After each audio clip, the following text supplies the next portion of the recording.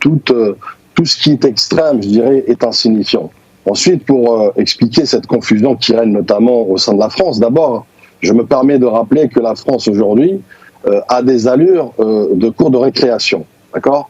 Et pour cause, il y a deux éléments de réponse, ou en tout cas deux clés de compréhension. La première d'abord, c'est la droite extrême et l'extrême droite ont réussi un hold-up sur la diplomatie française. Ils s'adonnent aujourd'hui, à cœur joie d'ailleurs au passage, aux côtés de certains médias, à ce que j'ai qualifié de la diplomatie improvisée, malheureusement. Et en se substituant de la sorte au ministère des Affaires étrangères français, que je rappelle est censé être sous l'autorité du président de la République française. Ensuite, il faut rappeler aussi que on assiste à une espèce de déchaînement sans précédent, je dis bien, d'algérophobes, des nostalgiques notamment de l'Algérie française.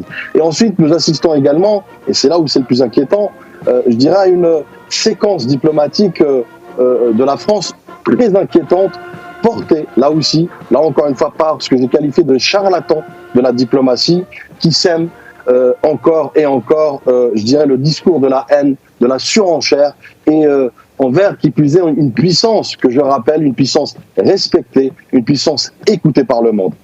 Cela nous donne aussi un aperçu, j'ai envie de vous dire, de la vision de l'extrême droite si elle est amenée à prendre le pouvoir, qui se nourrit souvent d'ailleurs des peurs, des craintes, mais surtout aussi de la haine, et notamment et de la volonté de vouloir justement diviser et humilier finalement la France comme elle le fait aujourd'hui à l'échelle internationale.